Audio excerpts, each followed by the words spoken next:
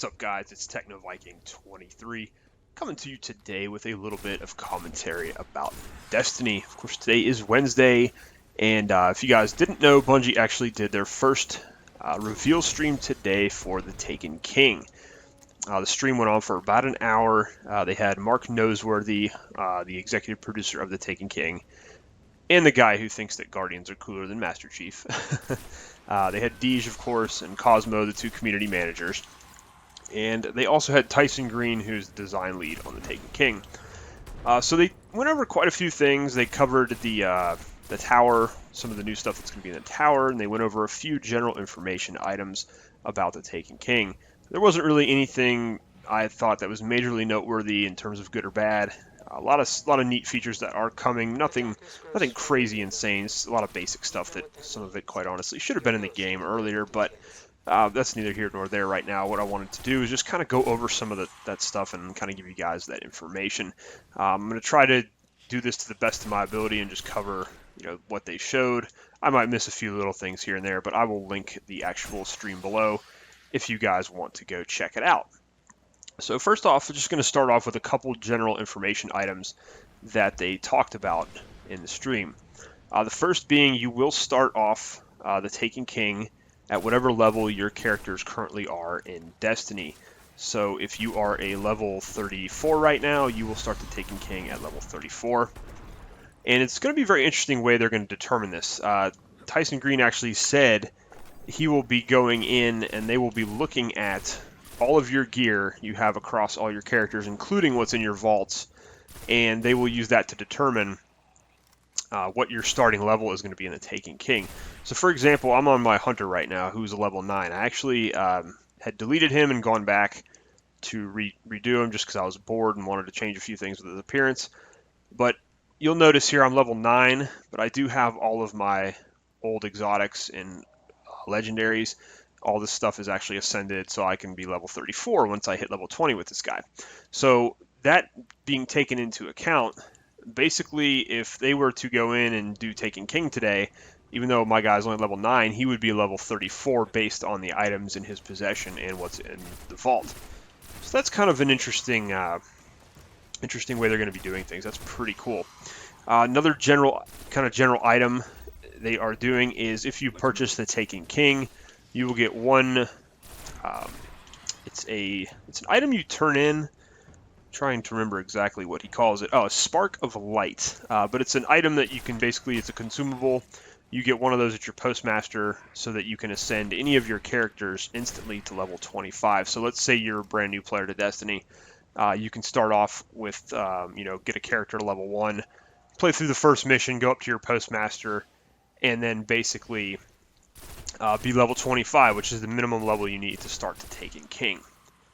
So that was pretty interesting. So that should clear up any confusion if you guys are curious about where you will start level-wise with Taken King. You will start at whatever level, like I said, you currently have the gear for, in your vault, on your character, wherever it might be. So like I said, Taken King will start, that'll unlock at level 25, and you'll be able to go in and play that new campaign.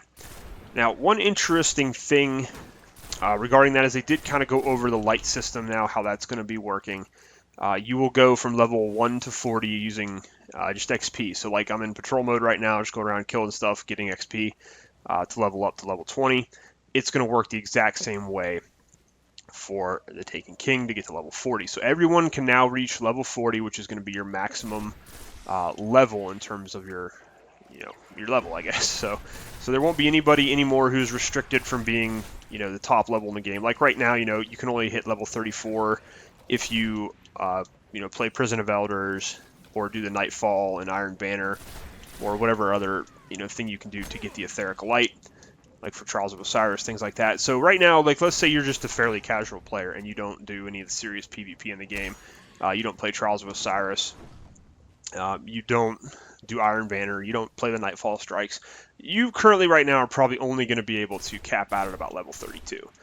In order to get to level 33, you would need one level 42 light 42-piece armor, one fully upgraded exotic. But like I said, if you don't play that level 32 Prison of Elders, which doesn't have matchmaking, and you're having problems with that, then you probably are just capped at 32. Well, with Taken King, that won't be a problem anymore. Everyone will be able to be level 40. Now, where it's going to make a difference now is going to be your actual light level.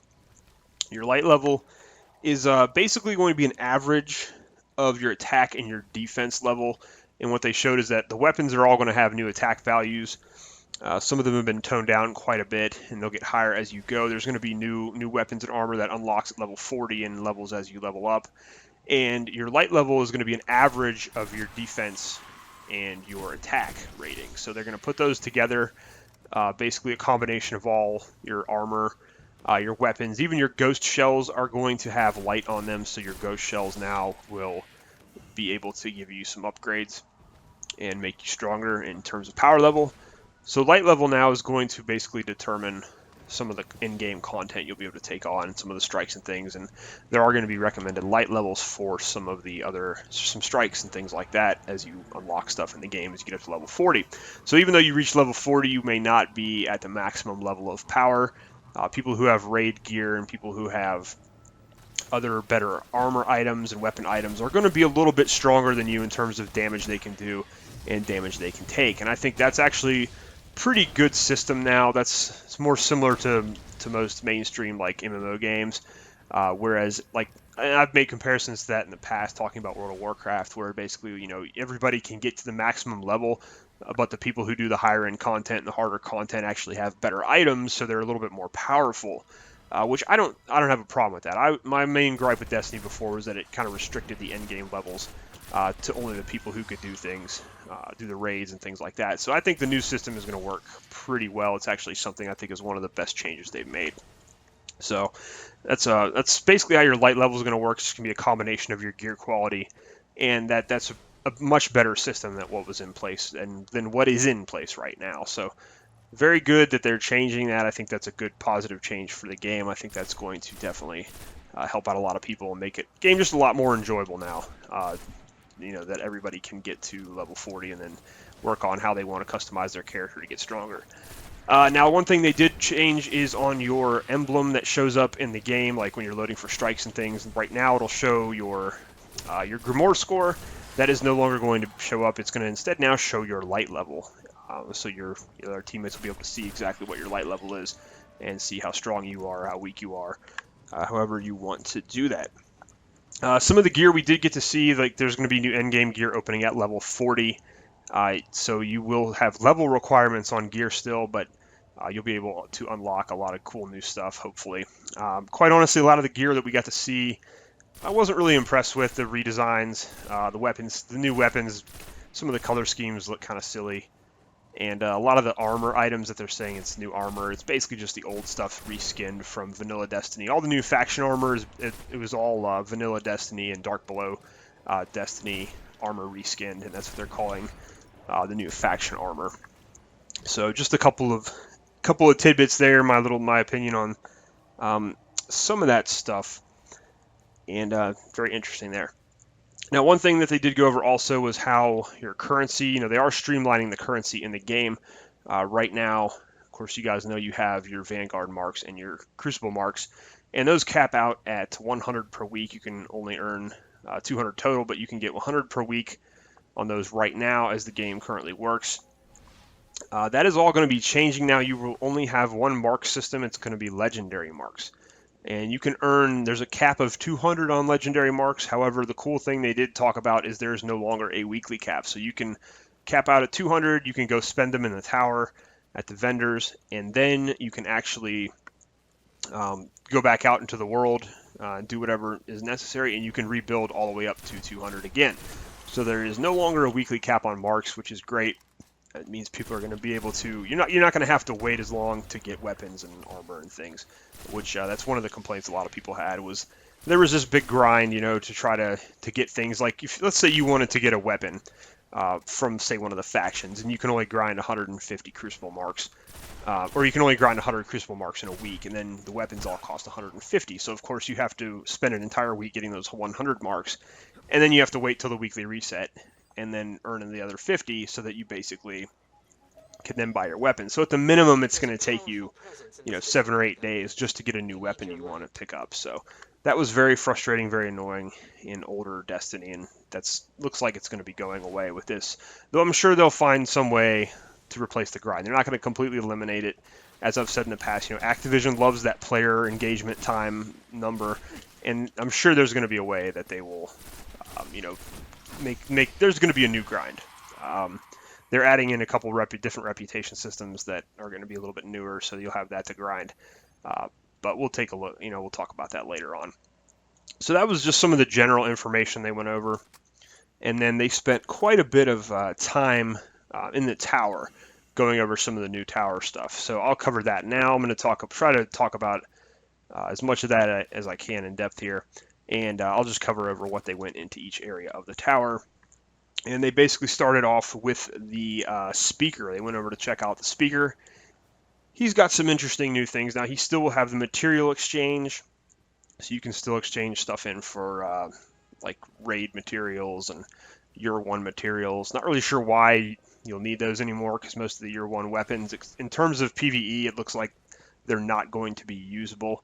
You'll still be able to use some of that stuff in the Crucible, since obviously there's the balance, power balances and things in normal Crucible, so you'll still be able to use some of your year one weapons, but it does not appear like a lot of that is going to be usable. So not really sure why he has that material exchange still, but who knows. He still has class items for sale. Looks like they're going to still be rotating.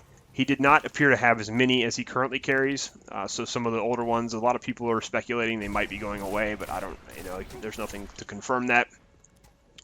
And he now also will sell rare ghost shells. Now, these rare ghost shells, there were some different color ones. There was red and blue and purple, and they were basically 820 glimmer. It did not appear that there were any requirements besides spending the glimmer in order to buy the new ghost shells. And the new ghost shells have perks on them, which was pretty cool. They did go over this when they went to the speaker. They have ghost shells that will highlight materials in the area. Like if you're on patrol, they had the one they showed, it basically said it would highlight spirit blooms, nearby spirit blooms for you. So that is kind of an interesting thing. Some of the other ghost shells we did get to see at other vendors have upgrade perks on them. It's like the legendary ghost shells, they're legendary, and there are rare ghost shells. The legendary ones had more perks. They have weapon upgrade perks. So like you buy the telemetries now, some of the ghost shells actually have a perk on them that will help you level up certain weapons faster. So that was pretty interesting. And obviously the ghosts are going to have light levels now, which will help your power.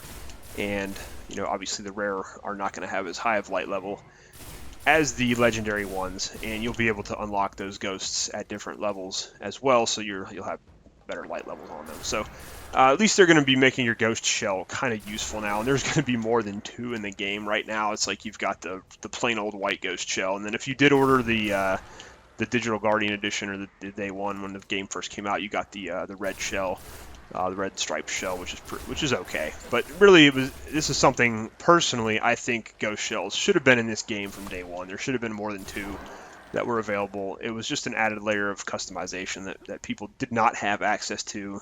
And again, just a feature that I think you should not have taken them a year to get this type of feature in the game. But at the same time, you know, it's there now, and we're going to have new ghost shells. So that was pretty cool. That's really about all he went over at the speaker. Not much else that he's going to have. They did go over, the one thing they did mention on the speaker, which led into something else, is he no longer sells the emblems that you can buy right now. I don't know if anybody's bought any of those. There used to be the rumors that if you bought emblems from the speaker, that they actually gave you better drop rates and contributed different things to your characters. So, you know, I think that was mostly proven to be false. But a lot of people did videos on that, basically, I guess, trying to get views and trying to tell people that, oh, hey, you get cool stuff if you equip the speaker emblems. But that never really, I never noticed anything when I used mine. It definitely didn't improve my drop rate at all. But he basically will not have those emblems anymore, and that moved it on to a different area. The tower, they went over to where Ava Levante normally is. They did not show what her inventory was, but they did show the kiosk that is next to her. I'm sure you guys are aware that there is a new kiosk there by Ava Levante that basically shows all your... right now it shows, I believe, your special order items, because they removed tests from the tower. But that kiosk is going to now show all of your emblems. And what I thought was really kind of neat about this is you can actually go in there and you can pick up any emblem that you've actually acquired already in the game. And this was going to sort of free up some of that vault space, and I'll get to vault space in a minute because they did cover vault space actually. Surprisingly, I didn't think they were going to do anything about vault space, but there are going to be some changes to vault space.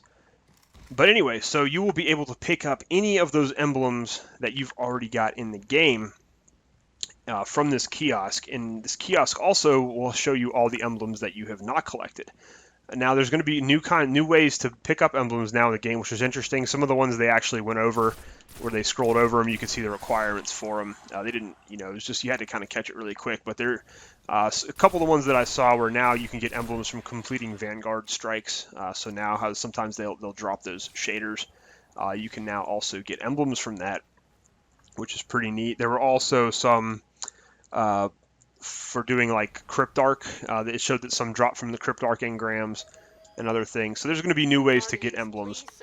Now they did not show the shaders or the ships or anything else, but they did say that this new system was going to basically cover all of those cosmetic items. So there's going to be a kiosk in the tower now, I'm assuming at the shipwright, where you can pick up any, I'm guessing any ship you've already acquired in the game.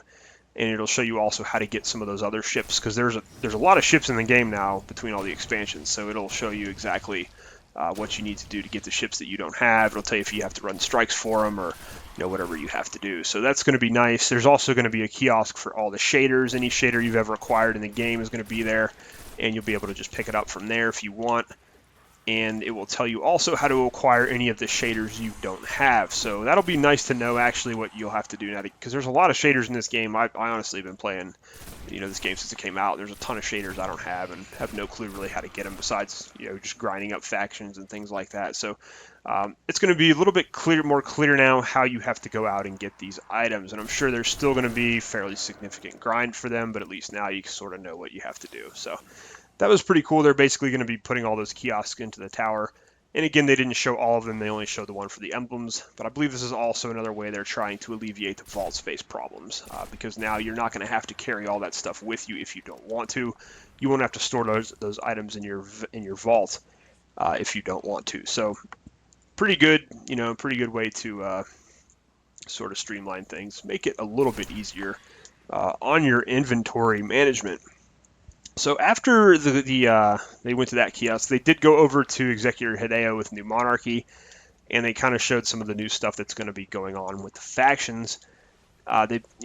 Basically now you're going to have to pledge allegiance to a faction instead of using a class item, which that's kind of nice because you're not, a lot of people don't like being forced to wear a certain class item in order to get faction reputation. So now what you'll have to do is you have to buy a faction badge, and you have to do this every week, I believe. So it looks like it's going to reset every Tuesday like the game normally does now. You'll buy a faction badge. They are 2,500 Glimmer.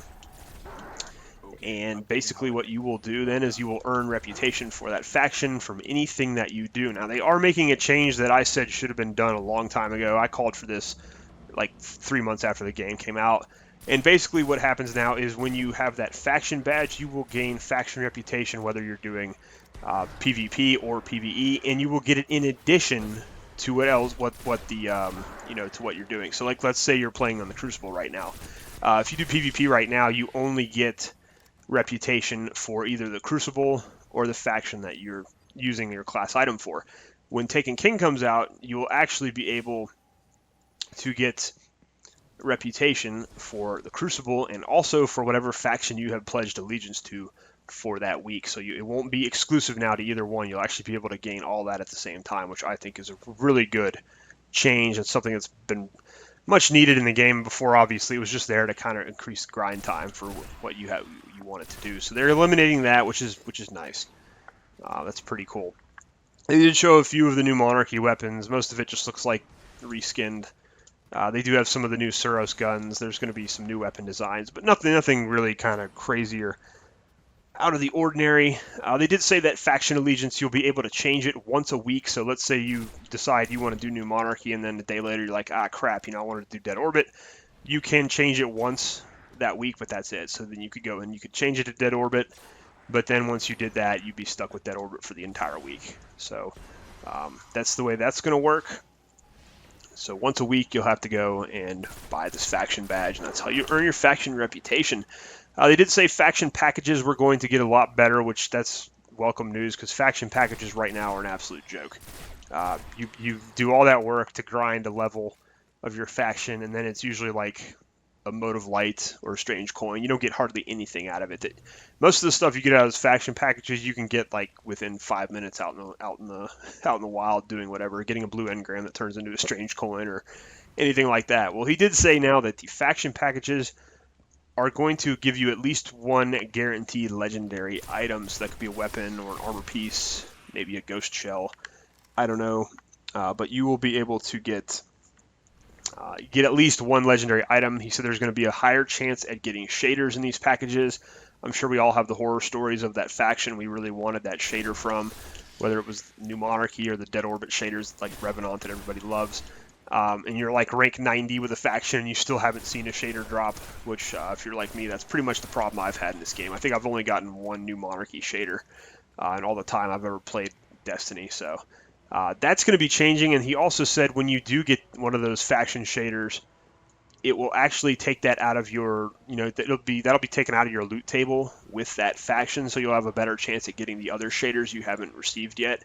And that's something they didn't really talk about that in depth, but that's something they've already mentioned is going to be changing, where they've said, your loot tables are going to be a little bit better, where if you already have an item, it's not going to be, you won't be able to get it like 500 times right now. Like a lot of people have that certain exotic they just keep getting over and over again. In my case, it's a legendary. I keep getting the Conduit Pulse Rifle from Future War Cult. It drops for me in the Nightfall. I get it from all the purple engrams. It's like I've gotten that weapon like 6 or 7 times. And they said they're basically going to be trying to streamline that so you're not getting those drops over and over and over again, which is good. That'll help out a lot with getting repeat items. And that's going to work the same way for factions. And I'm assuming Vanguard and Crucible, when you level those up and get those faction packages, you'll have a better chance of getting stuff that you don't already have. So that's always good. Another welcome change that they're just doing to help streamline things. So I thought that was pretty neat. The factions are also going to have a reputation exchange, like for your materials. You'll be able to trade in armor materials, weapon parts. Those were the only 2 that I caught. There's a few other ways to trade in materials for reputation. So, and it's interesting that they brought that back because they actually used to have that in the game and they took it away. If you guys remember, you used to be able to trade in like 50 spin metal or 50 spirit blooms and you would get Vanguard and Crucible reputation. And that was a really nice feature before, which allowed people who didn't want to play PvP to get Crucible marks, and allowed people who didn't want to do PvE to get Vanguard marks. You could trade in, whatever you wanted, and it would go towards the Crucible or the Vanguard or whatever faction you were wearing the class item for.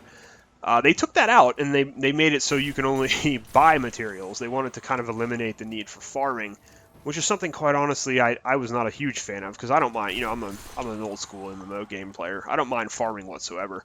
And, if they wanted to eliminate that for certain people, that's fine, but unfortunately they took away the option of being able to acquire those Crucible marks from doing, the material trade-in. So that was unfortunate when they did it, but now they're bringing that back, where you'll be able to trade in materials and other things to the factions in order to gain reputation with them. So if you do want to go back out there and farm stuff, you'll be able to and bring it in and trade it into your faction for some reputation.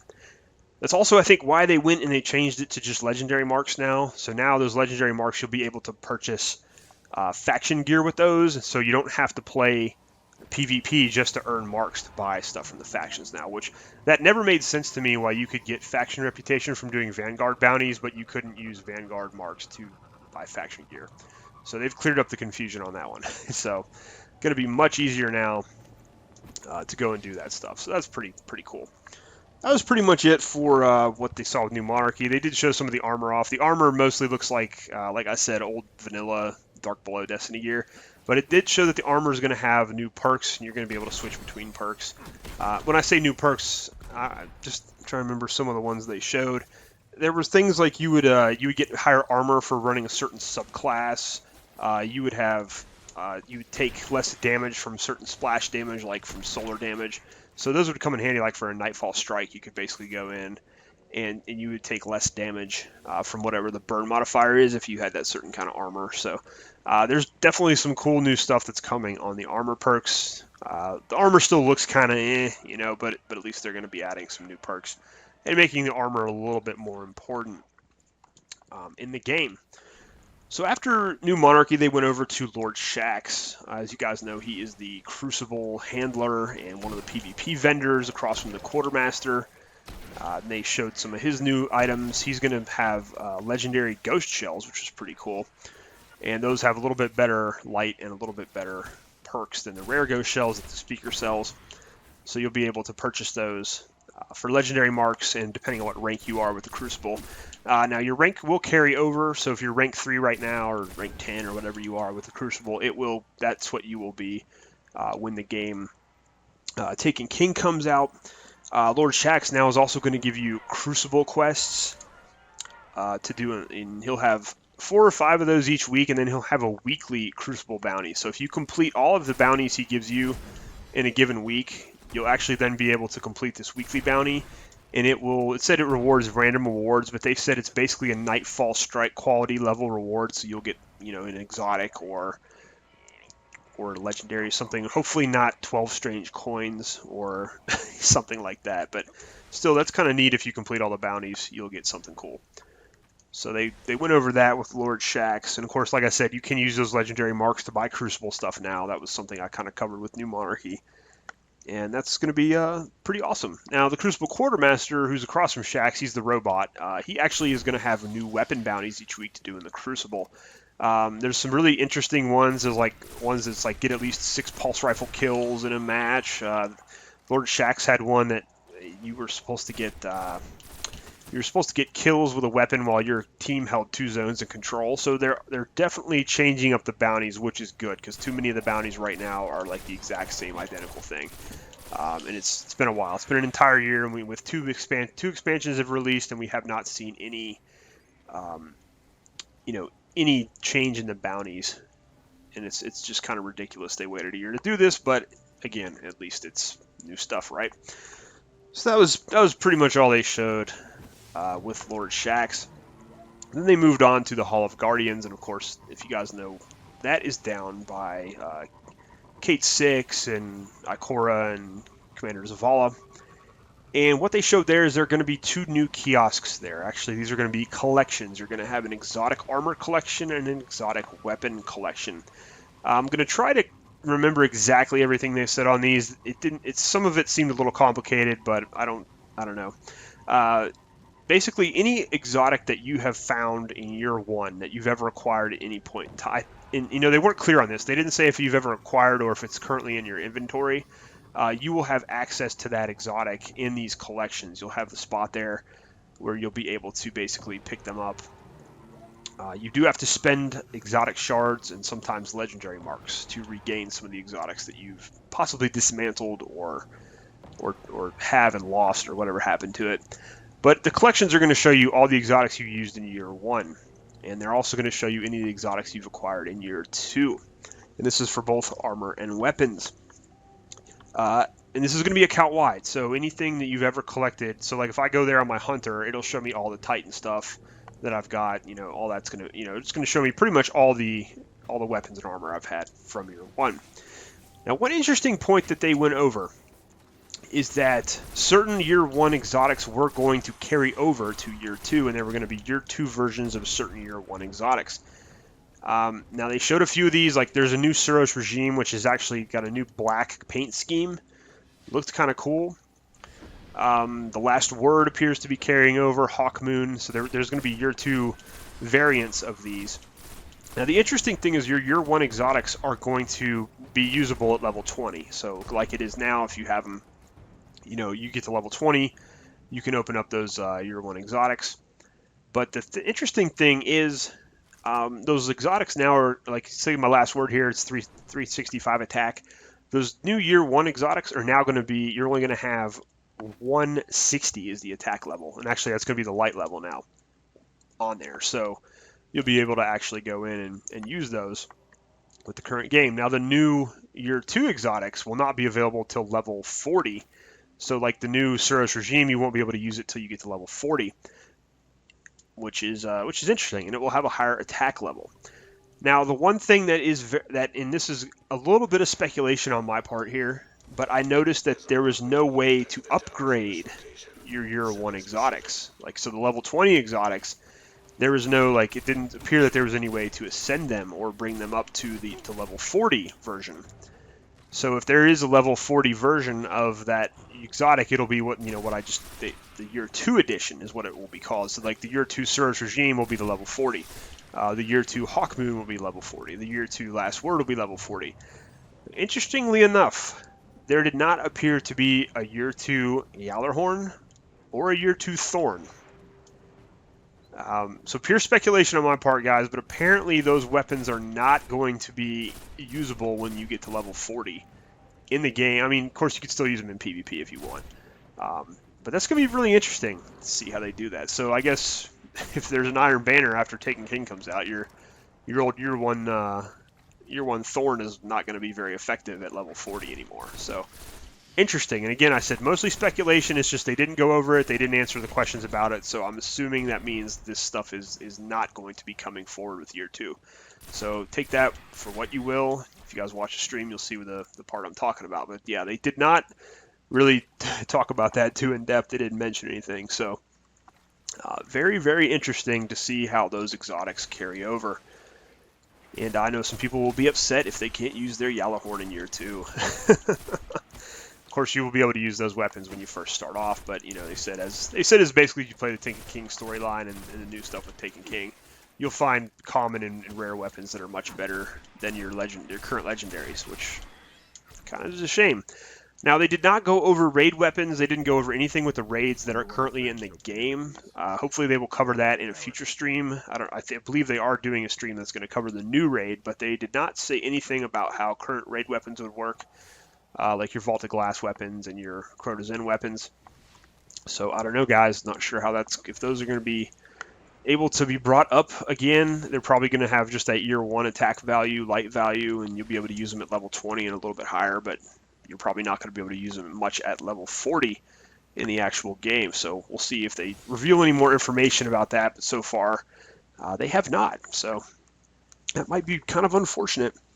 So that was pretty much what they showed with those exotic weapon terminals. Now they did go on back out to the main area of the tower, and they showed the new vault space. Yes, guys, new vault space. So everybody who's been clamoring for vault space, you have your wish, and you are going to get double the space for weapons and armor. You will now have 72 total slots to store weapons in your vault. You will have 72 slots to store armor in your vault. Now, the general items like your ships, your shaders, things like that, you still have the same amount of slots that you do now, which is 36, I believe. They did not change that amount because as they showed with those kiosks, you'll be able to get your shaders and weapons and items and things from those now. You won't need to actually store them if you don't want to. So, bigger vault for all you guys that collect and hoard stuff. For me personally, vault space has never been a problem. I have one of each exotic, and I just use the mobile app to transfer them between characters. Or, I've got my laptop on usually when I'm playing the game, so I can just go on Bungie.net and swap over and change my exotics out. Or switch weapons out. I don't have to store them in the vault. So vault space has never been a huge issue for me, but I'm sure some people found it to be a problem, so they are addressing that, which is good. So you are going to be getting that. And there's going to be separate tabs now instead of one page that's got all your vault space items on there. You are going to have a separate tab for each area. Now, here I'm gonna give a little commentary here on this, which I think is hilarious because all we heard about year 1 was how they couldn't increase the vault space, and they kept making all these excuses about last gen and how last gen was holding it back. And a lot of people, including myself, were basically like, that's a bunch of crap because there's other games that have a lot more items in inventory than Destiny does, and they're on last gen on Xbox 360 or PlayStation 3, and they never had any problem whatsoever with large inventory storage. But Bungie always used to use that, oh, we can't do it because of the excuse. Well, apparently that's not the case, and they were able to do it. So, it's just, I don't know, why they could be a little bit more transparent. Instead of saying we can't do it because of last gen, they should just say, we're working on it. It's something we're looking into. Instead of saying, oh, it's just last gen's holding back the game, which is what they said all of last year. So again, just another thing where the whole first year of Destiny was just them trying to figure out what to do. Very interesting. So you are getting a bigger vault. That's pretty much it in a nutshell.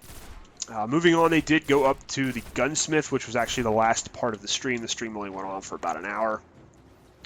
And the gunsmith, he is going to have a reputation system, Banshee 44, so he will actually be kind of useful now, and he's going to give out quests as well. I believe the new exotic sleeper simulant is tied into him. He will give you that exotic quest, which has you going around all the different areas of Destiny to get items and things for him, so that'll be pretty fun.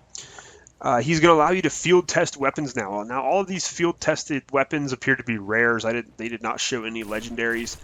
And basically what you will do is you will take those weapons and you will go out into the wild and you will have to get kills with them. And then once you get a certain number of kills, it'll complete, it's like a quest or a bounty for it. And then they didn't really show what happens, but you will get reputation for helping him test these weapons. And then once you get to a high enough reputation rank with Banshee, you are able to actually special order weapons. Now, they are going to have what's called an arms day, and this is going to be every single Wednesday. So Tuesday is a weekly reset. Wednesday will be the arms day, as they're calling it. When you reach and they did show some packages available at rank 1, so that's good. You're not going to have to grind all the way to rank 2 or 3 or 4 or whatever just to be able to get something. When you get to rank 1, you can order a package, and what they showed, it was like you could pick a package. It was like a Suros regime arms requisition, and basically you have to wait a week, unfortunately. But when you reach, let's say you reach reputation rank 1, you can buy that package. And then the next Wednesday, after you purchase that package, he will have a new weapon for you from whichever foundry you order. And it's going to have randomized perks, but that was pretty cool. So that's just the way he's going to be able to give you new legendary guns and things. Now, one interesting thing with Banshee 44, he does still have all his telemetries and his ammo sense. So you'll still be able to buy those from him. There was no option to reforge weapons anymore with Taken King. So I wonder if they're getting rid of that completely. It looks like they are. I mean, like I said, if I didn't see it there, I'm speculating it's not going to be in Taken King when Taken King comes out. But there was no reforge option with Banshee 44. It does not appear you'll be able to sit there and reforge perks, which could be a good thing, could be a bad thing. It means you basically aren't going to be able to sit there and reforge until you get your perfect, PvP shotgun or whatever, which may take a little bit of flexibility out of the game for some people. So some people may not like that change. Personally, I'm kind of indifferent, all the times I've tried to re-roll weapons, I just get trolled by Banshee over and over with him giving me crappy perks on them. It takes me forever to get a good roll on something, but I know some people who like being able to re-roll until they get their perfect weapon. But maybe that'll lead to a little bit more weapon variety in the game. Who knows? So like I said, no option to reforge. That was not there anymore. Which is interesting because I'd heard, there were rumors that they were going to have armor and weapon reforging in Taken King, but I guess we will see. Maybe that's something they'll talk about later on. It's not something that showed up in this stream, though, and not something they mentioned. And Cosmo was there. I don't really know why Cosmo was on this stream. He was supposed to be monitoring the community chat and things and asking questions from the crowd.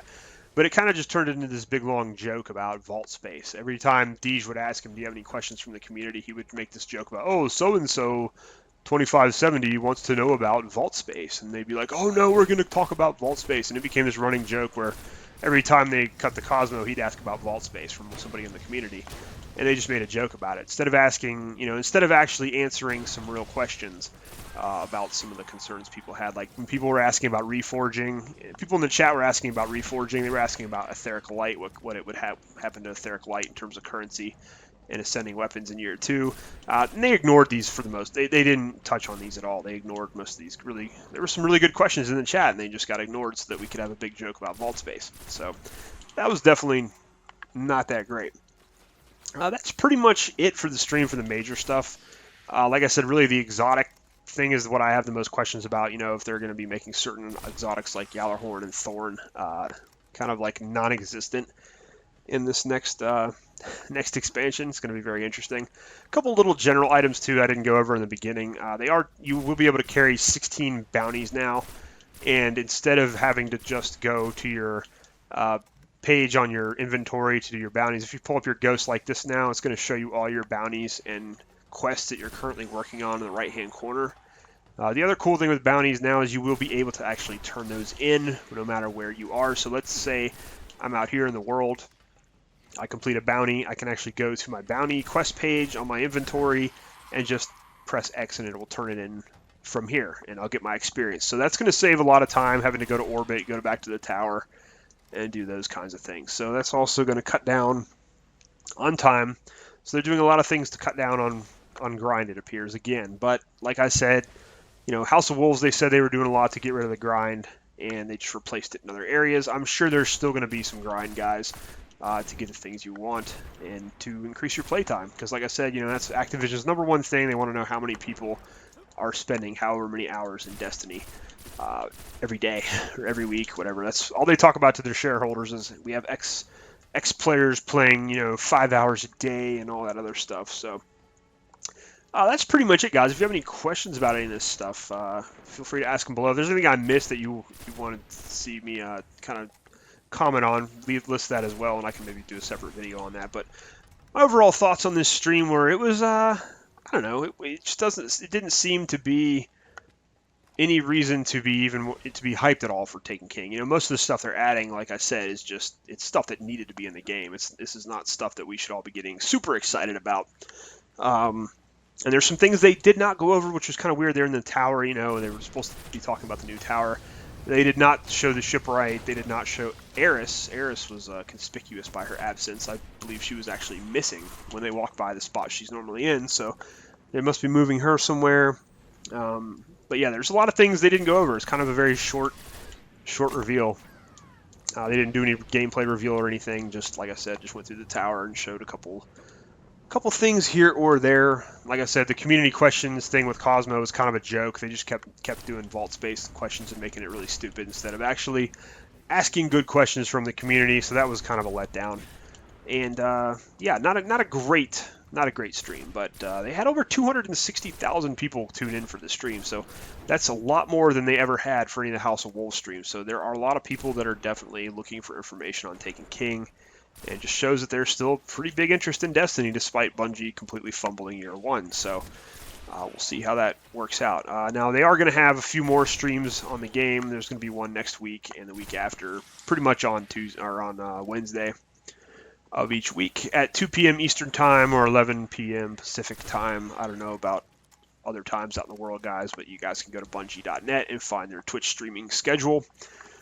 But that's pretty much it, guys. Like I said, kind of not really a great stream. I think personally their Twitch streams have been going downhill ever since the first one they did for House of Wolves. They did with King Gathalion. That stream was actually halfway decent. But then all the ones after that have been kind of like, But at least today they put out some information. We did get a little bit of clarification on a few things, but at the same time, we also have a lot more questions now, after some of the stuff that was revealed. So, like I said, really not sure why they even bothered to have Cosmo there, because the whole we're going to take questions from the chat and the forums turned out to be a huge joke. So, anyways, guys, that's going to be about it for my commentary and my kind of reaction to the reveal stream. Hope you guys hung around for the end here, and hope you guys found this helpful and informative. Please leave your comments down below. Let me know what you thought about the stream and what you thought about the changes. Whether you think some were good, some were bad. Overall, I thought it wasn't too bad. Some good stuff coming in year two. But like I said, this is all basic stuff that should be in this game already. And like they said, it was a learning process in year one. So there's no reason to get hyped up over anything we saw today. We still need to see some substance to the game. We still need to see what's going on with the story and the quests and the Taken King campaign. I actually did see the leaked first mission in the Taken King campaign. Someone had it on YouTube. I'm not gonna point that out, but if you guys want to look for it, you can probably find it. It was leaked game footage where somebody had actually recorded it. It looked like on a cell phone in one of Bungie's closed door meetings, and they had actually posted the entire first level of the Taken King. It took the guy about 10 minutes to play through it.